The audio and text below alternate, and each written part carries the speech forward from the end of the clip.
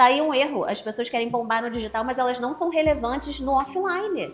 Sabes, eu costumo dizer às minhas empresárias que quando vêm aos meus eventos de networking, para virem para dar. Em vez de virem à procura de receber, venham dar o seu melhor, a sua experiência, a sua partilha, a sua ajuda, porque quando tu dás ao outro, inevitavelmente as pessoas vão querer te recompensar de alguma forma, e eu sinto isso. Então não é sobre ser técnico ou se parecer inteligente ou expert, é sobre você conseguir se comunicar de uma forma assertiva para a pessoa do outro lado realmente se conectar e aí gerar frutos, né, através dessa comunicação. Olá, bem-vindos a mais uma edição do podcast Jornada da Empresária. E este podcast tem o apoio da agência de marketing digital Vertical Media. E hoje tenho aqui uma empresária do digital que está em Portugal há 6 anos e que eu tenho a certeza que vocês vão gostar muito de ouvir, porque ela traz aqui insights que vos vão ajudar imenso no vosso negócio, eu tenho a certeza. Larissa Abreu, obrigada por estares aqui. Obrigada pelo convite, Vera. Olha, sinto muito contente por estares aqui connosco e vou começar com a primeira pergunta, que é da praxe. Se a tua vida fosse uma música, qual seria e porquê? Nossa, eu nunca tinha parado para pensar nisso, mas tem uma música de um grupo brasileiro chamado Raimundos, que é uma coisa da minha época, assim, anos 90 e tal, que é Mulher de Fases. E diz assim: essa mulher de fases complicada e perfeitinha. Ou seja, essa multipotencialidade, sabe? Multifacetada, sou assumida. E é isso, momentos que aparentemente sou perfeitinha e momentos que sou complexa, né? Acho que todas nós carregamos, né, alguma coisa assim nesse sentido. E todas nós temos várias fases. A vida não é uma linha reta. Há alturas que estás lá em cima, outras que estás lá em baixo, outra que estás a fazer uma coisa, outra que estás a fazer outra. Neste momento tu estás numa fase completamente diferente da tua vida, que é a desfrutar a maternidade. Fala-nos como tem sido essa experiência. Uma grande surpresa. A maternidade surgiu na minha vida de uma maneira muito inesperada, mas tem se revelado ser a minha melhor fase. É muito louco dizer isso, mas eu nem cogitava ser mãe, sendo bem honesta, algumas pessoas sabiam, e aconteceu. E no momento que aconteceu, eu me abri para aquilo, não foi fácil, foi bem desafiador aceitar. Durante a gravidez, eu levei ali uns 2 meses para processar, as pessoas vinham e me perguntavam, tá feliz? Eu assim, gente, eu não sei, eu estou processando a informação. Mas depois que ela nasceu, foi um amor tão grande que hoje eu posso dizer que é uma das minhas melhores fases, se não for a melhor. Sem dúvida, eu compreendo perfeitamente. Eu passei o mesmo porque nós fomos mães com a mesma idade, de 38. Isso. Pronto, eu compreendo perfeitamente, só que no meu caso foi o terceiro filho. Foi a primeira. Exato, e eu acho que é até bom saber. Claro, sempre tem o lado positivo e negativo de cada situação, mas eu acho que ser mãe com 38 anos está sendo bom pela maturidade, por entender que por mais que eu tenha uma vida social bem agitada, eventos e tudo, eu entendo que agora, por estar mais assim em casa e cuidando dela, é uma fase. Então a gente já leva isso com mais maturidade, né? Se eu tivesse 20 anos, talvez eu ficaria assim, ai meu Deus, a vida tá acontecendo e eu tô aqui presa. Mas não, eu sei que é uma fase e eu tô me entregando 100% a essa fase e eu acho que é isso. Ajuda, né? Maturidade ajuda. E como é que tem sido conciliar a vida profissional com o papel da maternidade? Para mim, essa é a parte mais desafiadora e eu já sabia disso antes dela nascer, porque eu sou workaholic. Eu amo o meu trabalho, amo trabalhar, amo estar com pessoas, amo esse dinamismo de conversar, essa parte comercial, social, eu adoro. E eu sabia, obviamente, que com a maternidade, pelo menos ali os primeiros meses e anos, eu teria que focar mais, né, na criança, óbvio. E, assim, eu tenho uma empresa para tocar, né? Você sabe, você também é empresária e a gente sabe que tem contratos a cumprir, qualidade a manter ou superar. E gerenciar isso, gerir isso com essa maternidade, de fato é um desafio. O que eu fiz para me planejar? Durante a gravidez, eu fui tornando a equipe cada vez mais, preparada para tocar algumas ações sem mim, sem a minha presença. Então, por exemplo, hoje o estúdio físico em Lisboa, o Gabriel, que já está conosco há 1 ano e meio, eu não preciso estar lá, eu faço a parte comercial, online, tudo, mas ele faz a parte operacional e também de receber os convidados e tudo mais. Então, consegui treinar essa pessoa com tempo, esse profissional da minha equipe. Outra profissional, exemplo de estratégia e design e tal, também muito preparada. Então, o que eu fiz? Eu peguei as pessoas que trabalham na minha equipe e deleguei tarefas e as preparei para tocarem a coisa ali sem mim, pelo menos durante um tempo. Óbvio que eu participo, mas não é, né, aquele tempo que eu investia antes. Hoje em dia eu já não estou investindo, mas eu acho que isso foi bom, Vera, porque você como empresária deve concordar comigo que muitas vezes a gente se cobra de estar presente em tudo, em tocar em tudo, porque ninguém faz melhor que a gente. E nesse processo eu me surpreendi. Porque eu pensei, eu vi ali uma situação das pessoas realmente abraçarem a empresa, o projeto, e tocarem lindamente sem a minha presença, sabe? Então acaba sendo bom porque essa parte de delegar se tornou uma necessidade minha, mas foi até bom para eu me libertar, né, um pouco. E poder focar mais na estratégia e no crescimento, que é uma coisa que por mais que ativamente agora eu não esteja fazendo, eu já tenho planos, eu já tenho estratégias, né, para fazer. Ou seja, tu aproveitaste esta fase em que tu foste obrigada a delegar para depois também ter outro trabalho, como pensar na estratégia da empresa. E é curioso que nós às vezes só damos estes passos quando somos quase impostas a fazê-lo. No teu caso foi a maternidade e eu também senti isso na minha vida, quando o meu filho adoeceu e eu me afastei mais da minha empresa para me dedicar ao meu papel de mãe. Nessa altura eu tive de delegar e de confiar nas pessoas porque eu iria estar muito ausente. E eu senti que realmente as coisas podiam funcionar sem mim e eu podia me dedicar a outras áreas. Então também nos dá aqui uma liberdade muito grande para pensarmos em fazer outras coisas da nossa vida que não só aquilo que tínhamos feito até ao momento. Exato. E é propagar, como empresária, propagar bem a cultura da empresa. Então, assim, exemplo, quem entra no estúdio físico hoje, o Gabriel ou qualquer outra pessoa que esteja ali já estão moldados e treinados para receber as pessoas de determinada forma. Existe um checklist, existe uma cultura da empresa que eu prezo, que é assim, não somos apenas um estúdio, somos um estúdio onde você entra e se sente em casa.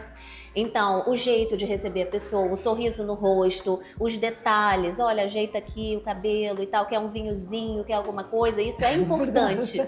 Pra mim, sabe, que eu comecei com a minha marca pessoal, depois que eu me tornei uma empresa. Então, esses valores, esses detalhes, que aparentemente são detalhes mínimos, fazem a diferença e compõem todo o nosso diferencial. Então, esse tempo, esse investimento do tempo em formar as pessoas e treiná-las é muito importante. São os detalhes que fazem, sem dúvida, a diferença numa marca. E estas questões que podem parecer pequeninas, que a Lari está a falar, como o facto de oferecer um bom vinho, chamar a atenção à pessoa, que o cabelo não está bem, para ela ter esse cuidado, é isto que cativa o cliente. E são essas as coisas que também vão fazer com que a nossa marca se torne mais forte e destacada do mercado. Exatamente. E são esses diferenciais que, na verdade, diferenciais nos diferenciam, né? Ficou até redundante, mas é verdade, porque vou dar até um exemplo prático. Eu tive uma cliente que tem o próprio podcast e grava lá no estúdio. De última hora, ela veio do norte, de Portugal, e de última hora 2 convidados cancelaram. E ela falou assim, nossa, Lara, eu tô super chateada, tô maquiada, produzida, tudo organizado para receber essas pessoas e cancelaram, assim, de última hora. O que eu faço? Tô nervosa aqui. Eu falei, calma, eu tenho muitos contatos. Então eu fui lá, sugeri 2, passei assim alguns que eu acreditei, né, no momento que fossem dar certo com o podcast dela. E ela conseguiu preencher ali. Então, é o que eu falo, não é só sobre ter um espaço físico para a pessoa gravar com audiovisual, é sobre o networking, é sobre esse acolhimento de simplesmente não, a pessoa entra ali, nós orientamos, olha, venha com esse tom de blusa porque pode contrastar melhor com esse tipo de cenário. Ou, percebe? Qual é o tom da sua marca? Será que assim não fica melhor? A gente dá os nossos pitacos nessa parte estratégica também do programa ou do conteúdo. Muitas vezes a pessoa contrata um estúdio, mas simplesmente paga ali a hora, entra, grava e ninguém tá nem aí. Até porque é um serviço de estúdio, não é um serviço de posicionamento, branding, né? Olha, conta-nos um pouco do teu trajeto profissional e como é que tu chegaste ao digital.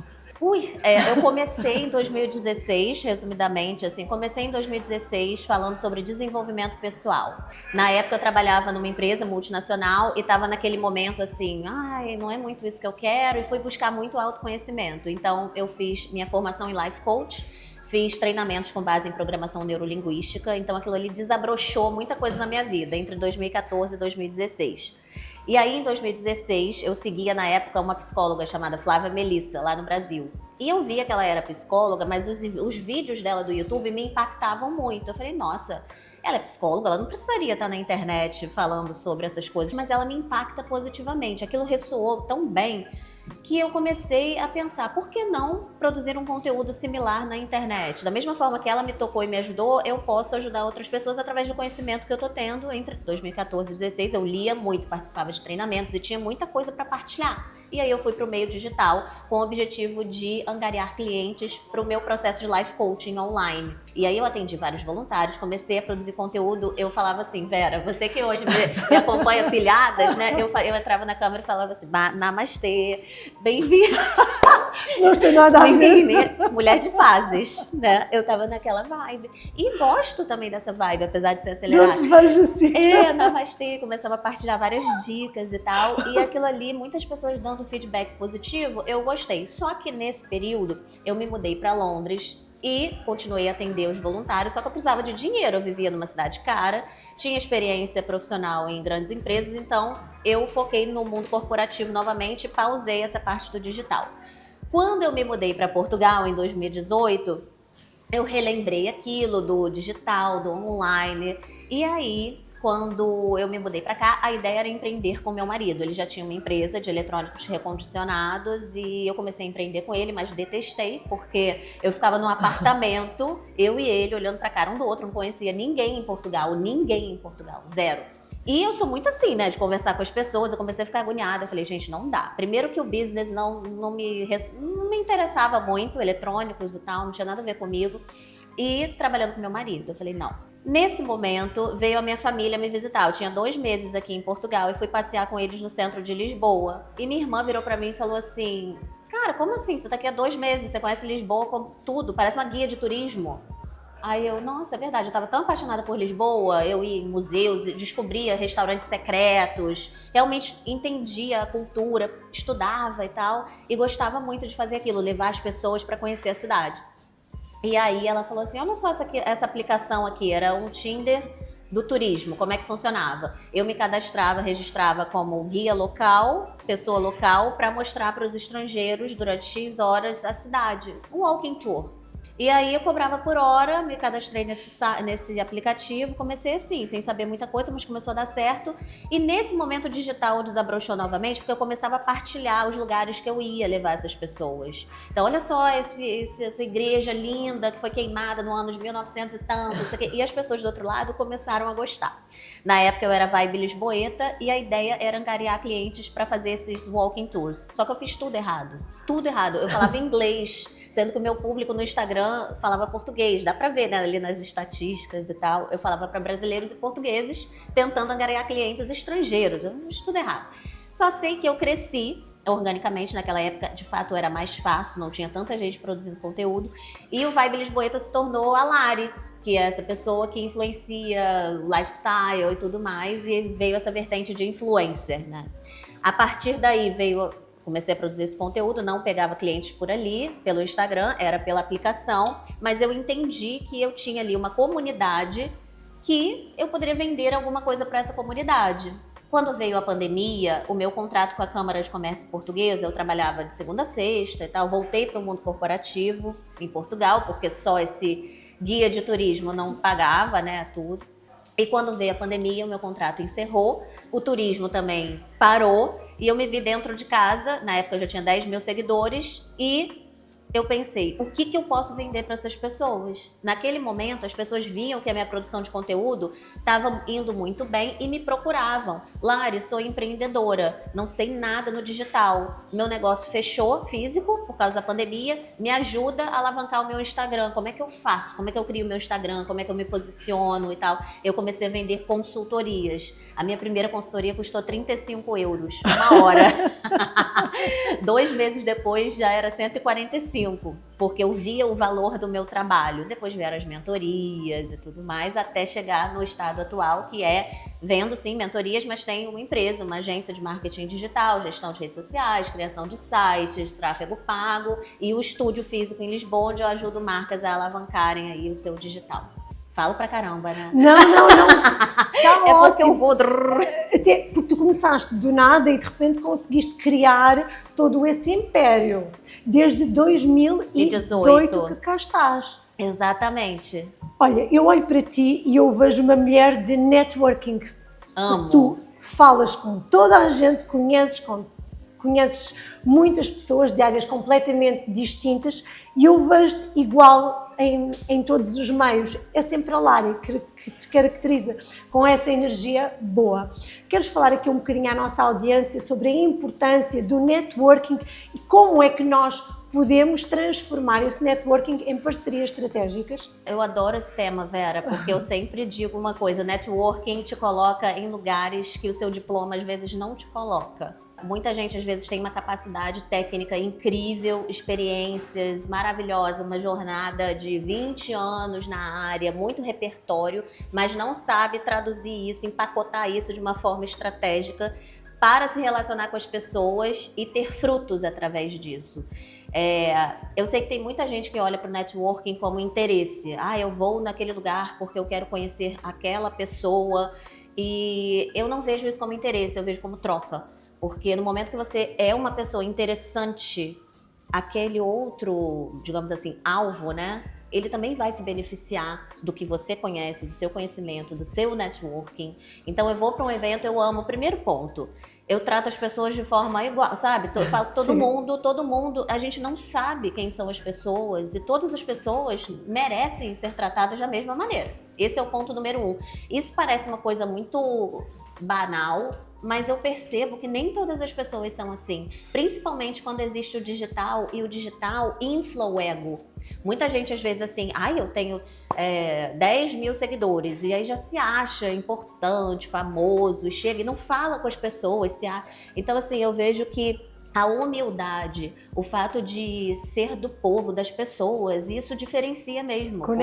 Conecta, exatamente. E eu vejo isso como algo muito importante quando o assunto é networking. E outra, essa preparação estratégica para participar de um evento de networking ou estar aqui, a gente precisa entender quem são as pessoas, como o que a gente tem pode também ajudá-las e não simplesmente querer sugar o que elas têm de bom, porque a verdade é que todo mundo está pensando em si, não é? A gente quer ter benefícios, é do ser humano querer se beneficiar, mas eu acho que no momento que você propõe uma troca, você se torna interessante para aquela outra parte e desenvolve parcerias estratégicas que no final das contas todo mundo sai ganhando. Sabes, eu costumo dizer às minhas empresárias que quando vêm aos meus eventos de networking para virem para dar. Em vez de virem à procura de receber, venham dar o seu melhor, a sua experiência, a sua partilha, a sua ajuda, porque quando tu dás ao outro, inevitavelmente as pessoas vão querer te recompensar de alguma forma, e eu sinto isso. Eu tive esta semana uma empresária de recursos humanos que se ofereceu para ir dar uma formação na minha mentoria. Eu aceitei e gostei tanto da aula dela que eu fui para o nosso grupo de networking fazer um mega depoimento sobre o trabalho dela, fui fazer ao site do grupo um depoimento sobre o seu trabalho e depois ela ainda me pediu para ir para outra plataforma também divulgar o trabalho dela. Ou seja, aquilo que ela me deu, eu também lhe consigo retribuir através de uma partilha genuína de tudo aquilo que ela fez, porque realmente ela é maravilhosa naquilo que ela faz. Então eu limitei-me a partilhar com os outros a minha experiência em relação a ela e tenho a certeza que isso lhe vai dar muitos frutos a ela.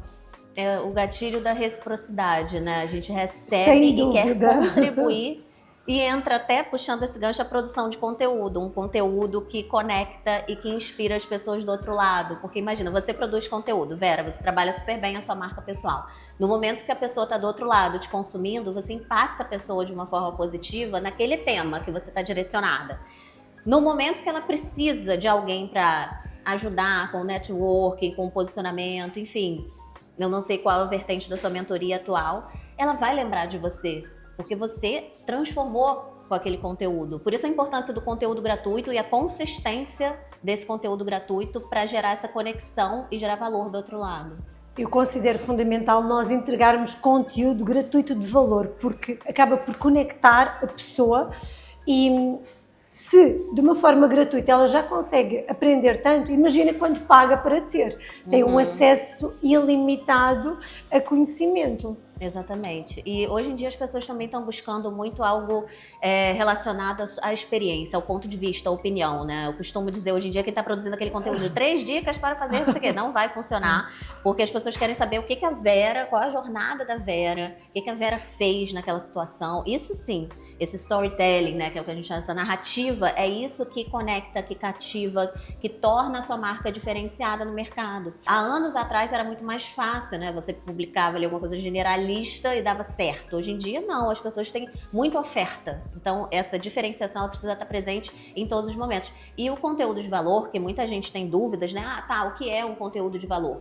Gente, o conteúdo de valor nem sempre é técnico, né? Pode ser uma inspiração, pode ser um entretenimento, porque tem público para tudo. É o que eu falo, imagina, profissionais, pessoas que são tão voltadas para o entretenimento, que do outro lado deve ter gente que olha assim, ai, que besteira, tipo, nem se conecta, nem se interessa, mas para outras pessoas aquilo transforma. Então não é sobre ser técnico ou se parecer inteligente ou expert, é sobre você conseguir se comunicar de uma forma assertiva para a pessoa do outro lado realmente se conectar e aí gerar frutos, né, através dessa comunicação. Sem perder a autenticidade, porque eu não me vejo fazer um conteúdo super humorista, porque eu não sou essa pessoa engraçada. Exato. Eu adoro ver esse conteúdo, eu consumo, mas eu não sou essa pessoa, então acaba por não casar uma coisa com a outra. Fica incoerente. A pessoa sabe que a Vera é uma pessoa mais sóbria, mais formal, mas esta sou eu. E hoje em dia aquilo que eu sinto é que com a inteligência artificial é muito fácil a pessoa fazer conteúdo. Muito. Agora, o que vai diferenciar uma pessoa da outra são as suas experiências. O que ela passou e por isso essa inspiração de partilharmos as nossas aprendizagens, porque às vezes, e muitas vezes atrás da nossa história, está uma aprendizagem que a outra pessoa vai trazer também para a vida dela. Porque vai acabar por se identificar com alguma coisa que foi dita ali e vai reter aquilo que considera melhor. E é muito mais sobre o outro do que sobre nós, né? Isso para mim foi uma grande virada de chave, clichê, porque muita gente fala, eu tenho que contar minha história. Tá, mas quais são os pontos da sua história que vão gerar conexão com aquela pessoa que você quer atingir? Seja para criar uma comunidade, seja para vender um produto ou serviço, porque todo mundo tem uma história, mas qual trecho você vai escolher e faz sentido você contar aquilo? Qual é o seu objetivo com aquilo? Porque às vezes as pessoas olham na internet assim, ai, que superficial, ela tá publicando a vida dela, a rotina. Mas, gente, olha só, o simples fato, hoje mesmo de manhã, eu tava com a minha filha tem 3 meses, o simples fato de eu ter publicado ela brincando no tapete da sala com a avó e eu ter saído de casa e estar num podcast hoje, por mais que pareça superficial, mostra uma narrativa de uma mulher que tem um negócio, que está conseguindo gerir a vida familiar com a vida profissional, que não está deixando de fazer networking porque está num momento mais próximo da filha, de maternidade, óbvio que num ritmo muito mais desacelerado, mas que não para por aí. Então, assim, às vezes a gente partilha as coisas, mas não é simplesmente que eu quero mostrar o tapete da minha sala. É a narrativa que a gente conta e vai ficando na mente das pessoas que nos acompanham. Por isso a necessidade da consistência, que é o que eu sempre falo. Se eu publicar isso um dia, a pessoa vai ver e aquilo não vai ficar na mente dela da maneira que eu quero, intencional. Vai ficar simplesmente, Lari publicou a filha no tapete da sala. Não. Quando eu publico essas narrativas, isso vai se construindo na mente das pessoas e conectando e, consequentemente, isso vira venda. Porque a pessoa vai olhar para ti e vai se identificar. Ela é real, ela também é humana, ela também tem uma filha, consegue trabalhar e como é que ela consegue fazer todas estas coisas, vai ter interesse em fazer. Eu partilho muitas vezes as minhas idas ao ginásio, a alimentação que eu faço e tenho pessoas que me perguntam, mas porquê que tu sempre que vais ao ginásio pões uma foto? Para inspirar as outras pessoas, para as incentivar a ter um estilo de vida saudável. E é possível conciliar este estilo de vida com o facto de tu empreenderes, com o facto de tu teres uma vida familiar em casa, de quereres alimentar a tua relação. Ou seja, é possível fazer todas estas coisas. E é aí que eu quero inspirar as pessoas. que é possível elas terem uma vida onde conseguem trabalhar todas as áreas de uma forma bastante distinta, se forem organizadas. As pessoas não compram o produto ou serviço, elas compram o seu estilo de vida. Elas se encantam pelo seu estilo de vida. Como você se veste, como você se porta nos ambientes, como você gere a sua família, o seu negócio. É o contexto, é a sua vibe. Eu amo essa palavra vibe, ela está presente na minha marca sempre. Vibe Lisboeta, depois Geração Vibe. O nome da minha empresa é Vibe Hub. É a vibe, porque eu acho que é isso. O nosso diferencial é a nossa vibe. Não tem melhor ou pior.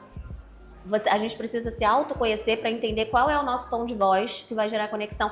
E isso não é tão difícil quanto parece, porque eu acho que é prestar atenção. Igual você chegou aqui para mim e falou assim, Lara, eu acho que um dos seus diferenciais é o networking, você fala com todo mundo. Então, trazer isso para o digital. Se eu sou assim no offline, eu chego aqui, igual, por exemplo, conheci hoje o Bruno e a Gabi. Eu já sou assim, network, vamos conversar, gostei do trabalho de vocês, preciso desse braço no meu negócio, vamos conversar. Essa sou eu, é traduzir isso no digital da mesma maneira. É a mesma coisa, não existe diferenciação, entende? É essa coerência que cativa as pessoas. Concordo plenamente. Olha, em Portugal, hoje em dia, nós estamos a viver um boom no digital. Hoje em dia, toda a gente quer entrar no digital. Achas que há, assim, algum erro que esteja a ser cometido, que as pessoas não sabem o que é que estão a fazer e que aquilo não funciona? Acho. Copiar. Eu acho que copiar o que dá certo para um é um grande tiro no pé. Porque muitas vezes, ok, a gente pode modelar alguém, se inspirar em alguém. Mas eu já entendi uma coisa desde o início, é realmente buscar o autoconhecimento, olhar mais para dentro do que para fora, porque no momento que você olha muito para fora, você começa a se comparar, os resultados não surgem do dia para noite, é uma construção. Tem gente que às vezes vem para mim e fala, Lara, eu quero bombar. Tá, vamos lá, vamos bombar, mas não vai acontecer do dia para noite. E as pessoas não querem ouvir isso, né? Mas eu sou muito sincera, eu falo assim, gente, é uma construção, você não consegue se tornar relevante na sua área sem ser relevante no offline. Tá aí um erro, as pessoas querem bombar no digital, mas elas não são relevantes no offline. Eu já tive um caso de uma fotógrafa que virou pra mim, veio contratar a agência e falou assim, eu quero ser autoridade na minha, no Instagram como fotógrafa, blá, blá, blá. Eu falei assim, você é autoridade na sua área? Foi a minha primeira pergunta, porque ela estava começando. Então, assim, é importante documentar a jornada, entender os estágios da onde estamos. Eu acho que esse grande tiro no pé é querer copiar, querer posicionar opiniões igual pessoas que a gente nos inspiram, pegar aqueles trechos e copiar, ou falar de determinada forma como alguém falou, e todo mundo passa por isso, é normal, porque você olha aquilo e fala assim, pô, dá certo, vou fazer. Porque é isso que dá certo. Para que eu vou ficar batendo cabeça? Mas não, eu acho que é olhar para dentro, se autoconhecer, entender os seus diferenciais e ter pessoas que você confia, mentores ou uma agência ou um social media, alguém que possa encurtar o seu caminho. Alguém que, por exemplo, eu errei muito. Até eu descobrir como fazer, eu perdi aí alguns anos. Então hoje uma pessoa que me contrata, poxa, eu encurto o caminho dessa pessoa. É aqui, o seu diferencial é aqui, fala dessa forma, que tal isso, aquilo. São orientações estratégicas para o resultado vir mais rápido. E tu consegues poupar muitos anos de trabalho da pessoa com as orientações corretas, porque a pessoa não vai precisar de cometer os mesmos erros que tu passaste. Ela vai aprender com eles e vai saber aquilo que não deve fazer. Isso. Outro erro também é não compartilhar os erros. Né? Muita gente não compartilha esses erros. Então eu chego aqui e falo, gente, eu fiz tudo errado. Eu falava inglês nos stories, meu público falava português, tudo errado. E aí as pessoas às vezes acham que isso vai torná-las menos credíveis. Não acho. E não é assim, porque ninguém começa pronto, ninguém começa com a experiência e o conhecimento de um CEO. Todos nós começamos como estagiários e a gente vai ali aperfeiçoando ao longo do caminho. É isso mesmo, concordo com tudo o que estás a dizer, faz muito sentido. E hoje em dia há muitas pessoas no digital com páginas super bem trabalhadas, mas depois não têm o conhecimento necessário, não têm essa experiência do offline. Como distinguir um bom profissional de outro que ainda não é? Até pode vir a ser, mas que ainda não é. Esse ponto é importante, porque muita gente às vezes tem o perfil do Instagram perfeito. Artes gráficas muito bem elaboradas, uma copy incrível. Você fala, nossa, cheguei até o final, que incrível, maravilhoso. Só que aí, quando você contrata a pessoa, seja mentoria, seja uma consulta, seja um evento que você vai com aquela pessoa, você chega e não é nada daquilo. Então não existe essa coerência, entende? Tudo bem que é importante você se posicionar de forma profissional na internet, com design, com uma identidade visual bacana, enfim, isso tudo faz parte. Mas eu realmente acho que assim, o diferencial mesmo é a coerência entre online e offline. Mas como é que um cliente consegue saber se aquela pessoa tem realmente experiência ou não? Vídeo. Assim, eu sempre falo que assim, os vídeos vieram pra... E assim, tem dois tipos de vídeos aí, tá? O vídeo que você ensaia e olha pra câmera e fala, que ok, gera conexão, muito mais do que uma arte pronta, escrita, na minha opinião, gera muito mais, porque você vai ver o estilo da pessoa, como ela se comunica e tal, isso gera conexão. Então o vídeo vem pra trazer essa conexão mais imediata, porque você bate o olho e já entende. Imagina, Mais se eu ver humana. uma dentista, se ela falar de uma forma que eu me interessei muito, de um jeito que eu não curto, não me identifico, eu provavelmente não vou contratá-la. Por mais que ela seja boa, eu vou contratar outra que eu me identifique mais, porque não é só sobre o dente, é sobre como eu vou me sentir naquela cadeira, né? Então esse é o ponto dos vídeos. Porém, os vídeos também podem ser ensaiados, e aí isso confunde também. Qual é a melhor coisa para fazer, gente? Live, porque quem sabe faz ao vivo, sabe? E formatos como esse que você está tendo agora do podcast, porque são conteúdos mais densos, conteúdos mais longos, então você pode realmente gerar essa... Imagina, se eu estou procurando uma dentista, eu vou ver se ela participou de podcast, como ela se posiciona, qual entrevista que ela deu, onde ela estava, para realmente... Pode parecer meio estranho, gente, é uma dentista, eu vou procurar uma clínica e vou agendar, foi só um exemplo, mas é porque tem gente que realmente tem essa necessidade de conexão. Para um dentista, talvez não. Mas, assim, para um profissional que vai, um mentor, por exemplo, né? A gente quer saber mais como é que aquela pessoa se posiciona. Os vídeos, então, entram aí como peça principal nisso, na minha opinião. Eu sugiro também irmos à procura de mais informações sobre aquela pessoa, ou seja, vermos o conteúdo dela, vermos o que é que ela faz, para além daquele post que nós acabamos de ver, tentar perceber a história daquela pessoa e não nos deixarmos iludir por uma imagem gráfica muito bem trabalhada. Perfeito, é isso. Procurar. E hoje as pessoas procuram, assim, é o que eu sempre falo, o posicionamento da marca. Tem um Instagram bonito. Tá, mas essa pessoa, ela tem um site? Ela tá no TikTok? Ela tá no YouTube? Ela tem LinkedIn? LinkedIn é ótimo, porque tem lá vários feedbacks da jornada profissional daquela pessoa. Então, por exemplo, se você entra hoje no meu perfil do LinkedIn, tem lá depoimentos de 2009 de diretores que eu já trabalhei em Portugal, no Reino Unido, falando do meu trabalho, da minha personalidade. Não é só a Lari falando no Instagram, olha, eu sou isso, eu sou aquilo, olha aqui o resultado. São pessoas falando da gente há anos. Isso é marca pessoal. É quando você começa a entender, primeiro ponto, que você não vai agradar a todos. Muita gente tem essa dificuldade de não querer colocar uma opinião porque sabe que não vai agradar a todos. E depois você ter pessoas falando de você online e offline. É isso que fortalece uma marca pessoal, na minha opinião. Obrigada. Hoje em dia nós temos aqui um boom de plataformas. Temos o LinkedIn, como tu falaste, o Instagram, o YouTube, o TikTok. Se tu pudesses escolher apenas uma para alavancar um projeto, qual seria e porquê? Então, se eu estivesse começando hoje, TikTok. Explico por quê. Eu sou muito forte no Instagram. Instagram é o meu principal porque eu comecei há mais tempo. Mas sabe o que acontece? As redes sociais e as mídias, elas vão se moldando, né? Uma questão ali de comportamento. E o que eu sinto? As gerações atuais, elas estão muito mais pro TikTok do que pro Instagram. Elas estão muito mais pro TikTok do que pro Facebook. Depende muito do tipo de produto ou serviço, tá? E quem você quer atingir, porque o LinkedIn é maravilhoso se você quiser vender, por exemplo, quero vender consultoria, compliance, gestão de carreira, você se posiciona no LinkedIn, trabalha sua marca pessoal no LinkedIn, tem contatos incríveis, o LinkedIn não sofre preconceito, assim como o TikTok, pela nossa geração, imagina. Tem gente que fala, TikTok, gente, pelo amor de Deus. LinkedIn tá ali, ótimo, não perco nada, porque tem ali uma gama de pessoas que estão em empresas e tal. Então, o LinkedIn ele não sofre esse preconceito. Porém, não há plataforma hoje que entregue organicamente um conteúdo de uma forma tão linda quanto o TikTok. Então eu sempre falo, se eu tenho um calcanhar de Aquiles aqui, é o TikTok, porque eu tenho quase 10 mil seguidores no TikTok, mas o meu foco é Instagram.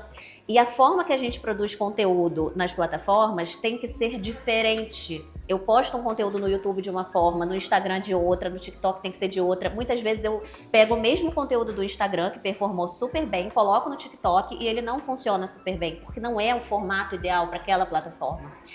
Diferente, imagina, se eu também produzo direto no TikTok e posto no Instagram, pode não funcionar muito bem. Resumo da ópera, o TikTok é a melhor plataforma, não é só sobre geração mais jovem, brincadeirinha, dancinha, não é. Tem muita gente produzindo conteúdo relevante no TikTok, eu aprendo demais, é uma plataforma que eu fico às vezes assim, 1 hora, facilmente, é mais interessante porque é menos comercial do que o Instagram. Hoje a gente vê muitas pessoas querendo vender mentoria, vender isso, vender aquilo no Instagram, no TikTok não, é muito mais sobre partilha de uma forma natural. É muito incrível, eu gostaria realmente, e inclusive tá nas minhas metas de 2025, eu até pensei em começar um perfil do zero no TikTok, com um nicho mais assim, com um posicionamento um pouco diferenciado, porque tem um público misto ali no meu TikTok, e focar no TikTok. Eu daria essa orientação, essa dica para quem tá começando agora, em 2025. E eu vou levar essa dica. Aliás, eu desafiei-me o mês passado a começar a trabalhar o meu TikTok. Tenho uns 15 vídeos feitos. Surgiu um vídeo seu para mim. Eu vi. Eu ainda não sei mexer muito bem na plataforma, ainda é muito nova para mim, mas já percebi que realmente é também a mais atual. Portanto, nós temos de estar sempre a acompanhar as tendências, se não queremos ficar para trás. Isso. O TikTok é muito sobre narrativa de stories. Por exemplo, eu tenho uma amiga que é terapeuta, ontem ela publicou uma sequência de 5 stories no Instagram, contando de uma forma muito próxima, assim, uma narrativa ali, não sei o quê, que deu mais ou menos assim, não 5 stories, acho que foi até mais, foi uma coisa longa. Eu falei, esse conteúdo aí, você pega ele e testa lá no TikTok, porque é esse o formato.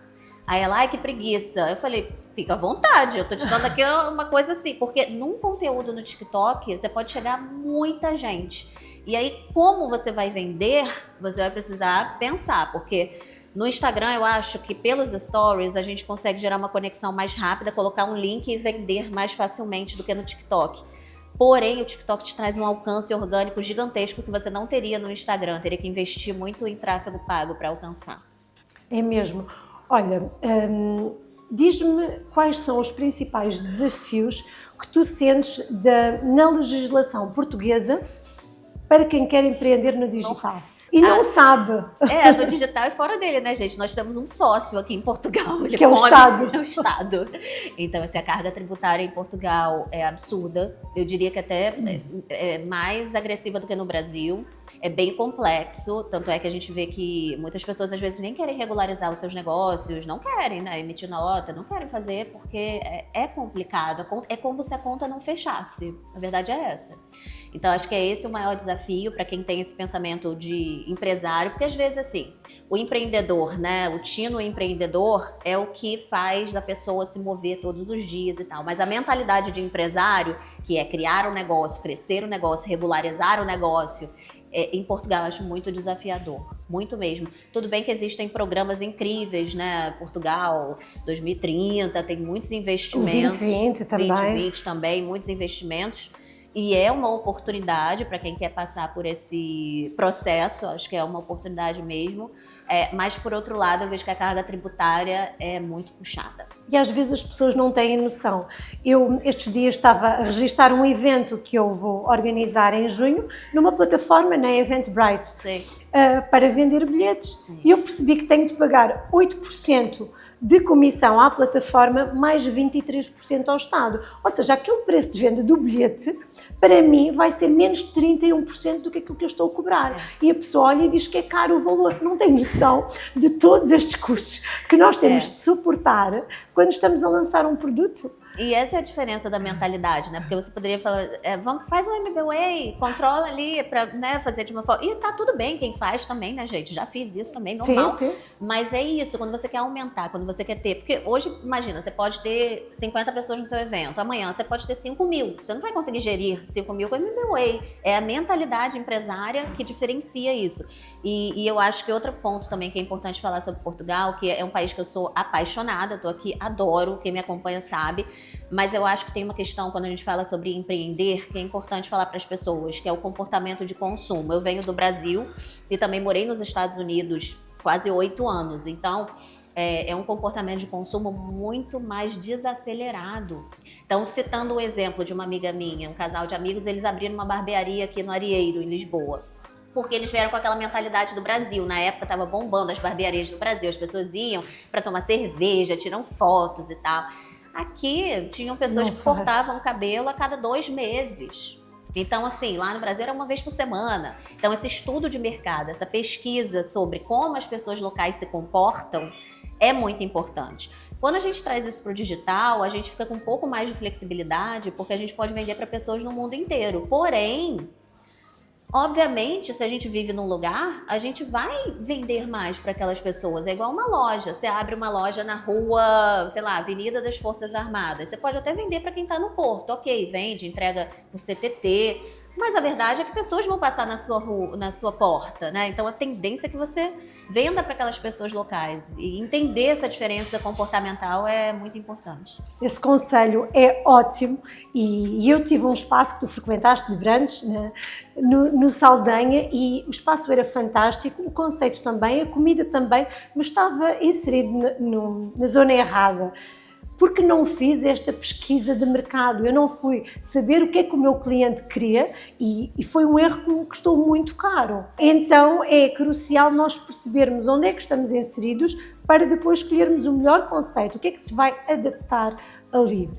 E até um exemplo, um italiano uma vez se mudou para o Brasil, na época eu morava no Rio de Janeiro, ele alugou um quiosque assim na praia, não era Copacabana, era uma praia na Ilha do Governador, e ele colocou uma máquina de gelato, achando que fosse bombar, porque Brasil, calor, gelato, Rio de Janeiro, ele veio com a mentalidade de italiano, que no verão, aqui na Europa, a gente sabe que é muito comum, cone, né, essas coisas, não vendia nada ali. Por quê? Porque as pessoas no Brasil estavam pensando na cerveja já, enchendo a cara, nem queria nem tomar sorvete não, gelato não, entendeu? Faliu, tipo, depois teve que mudar. Então essa pesquisa, esse entendimento do comportamento é crucial. E para terminarmos, que conselhos é que darias a alguém que queira empreender no digital e expandir a sua marca? Se torne relevante antes de querer chamar a atenção. Isso é muito importante, porque eu vejo hoje pessoas que às vezes não estão sendo relevantes na vida do outro através do seu produto ou serviço, não têm diferenciais e chegam na internet querendo ser o bambamã. Então vamos construir, vamos realmente transformar e depois envelopar isso de maneira estratégica para colocar no digital e ampliar essa voz.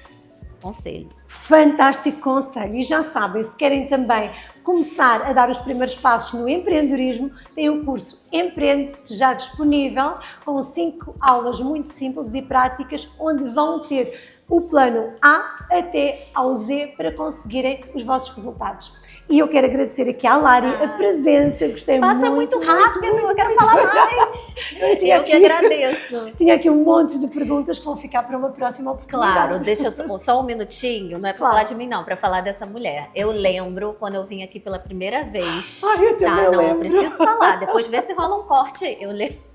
A primeira vez que eu vi, eu tive a oportunidade de falar 5 minutos, eu acho que eram 30 empresárias, sim, empreendedoras, e eu falei ali alguns minutos e a Vera depois falou uns 5 minutinhos também. Eu lembro que você falou assim, eu não estou habituada a falar em público. Foi a primeira vez que eu falei em público. E ela falou assim, não falou mal, mas totalmente diferente do que era hoje. E depois passaram-se uns meses. Eu tô lá no Conecta Summit, um evento que naquele Conecta tinham o quê? 600 mulheres ou 1000 mulheres? Tinham 1000, foi o Conecta Summit que 1000 mais mulheres. lutou. Estou eu lá na plateia assistindo as palestrantes, já sabia que Vera seria uma das palestrantes. Entra essa mulher, gente, eu fiquei assim... O quê? O que aconteceu com essa mulher? Claro que ela buscou, né, mentora, Evodia e outros, né, técnicas e tal, mas foi assim, surreal a velocidade que a Vera realmente moldou, né, como se posicionar e se tornar assim relevante na sua área. para mais pessoas. Então, parabéns. Eu admiro demais e só melhora. Só melhora. Obrigada. E foi mesmo esse passo a passo que tu falaste aqui, porque eu já tinha esta relevância no offline, eu já tinha todo o conhecimento enquanto empresária, desafios, oportunidades, sucessos, fracassos, e eu transportei para o digital tudo aquilo que eu já fazia. Repertório. Repertório e experiência, né? É isso mesmo. Olha, muito Obrigada, obrigada. Vera. Adorei, vamos ter que marcar uma próxima. Vamos. Tá? Obrigada. Obrigada, e voltamos para a semana para mais uma jornada da empresária.